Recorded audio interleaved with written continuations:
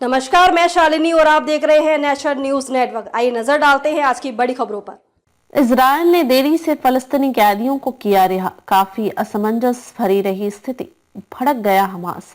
Israel ने गुरुवार को 110 फलस्तीनी कैदियों को रिहा करना शुरू कर दिया। इससे पहले दिन में गाजा पट्टी में 8 बंधकों को उग्रवादियों द्वारा मुक्त कर दिया गया था। इजरायल ने फलस्तीनी कैदियों की रिहाई देर से शुरू की, जिसको लेकर हमास ने आपत्ति जताई थी।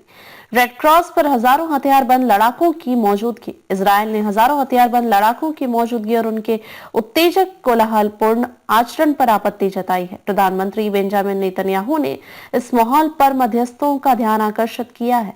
जिन इजरायली बंधकों को गुरुवार को रिहा किया गया, जिनमें शामिल 29 वर्षीय आरबेल यहूद को 7 अक्टूबर 2023 को इजरायल के किबूच नीर ओज शहर से अगवा किया गया था।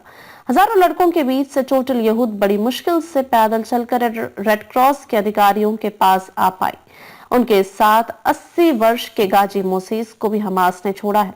तीसरी बंधक इजरायली सैनिक अगम बर्जर है। रिहा किए गए थाईलैंड ने 5 नागरिक गाजा के नजदीक इजरायली नागरिकों के खेतों में काम करते थे, वहीं से उन्हें अगवा किया गया था।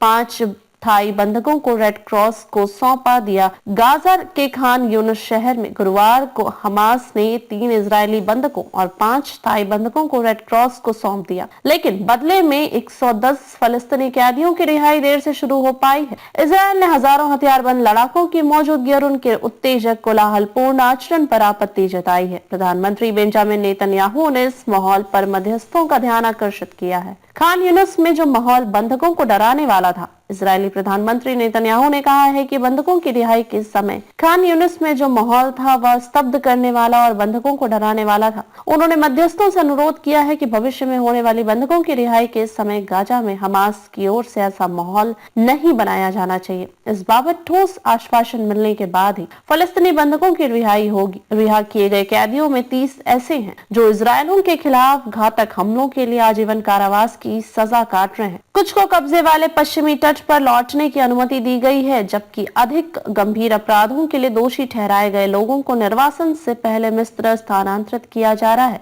देर से शुरू हुई फलस्तीनी कैदियों की रिहाई। उनकी रिहाई गुरुवार 30 जनवरी 2025 को देर से शुरू हुई, जब गाजा में आतंकवादियों ने 3 इजरायली और 5 थाई नागरिकों को रिहा कर दिया, जो 15 महीने से अधिक समय पहले बंधक बनाए जाने के समय दक्षिणी इजरायल में खेतों पर काम कर रहे थे। गाजा में बने माहौल के बाद वापस जेल भेज दी गई। इजरायली सेना और हमास के बीच चले 15 महीने से ज्यादा की युद्ध के बाद गाजा में युद्ध विराम हुआ है और समझौते के तहत बंधकों और कैदियों की रिहाई हो रही है।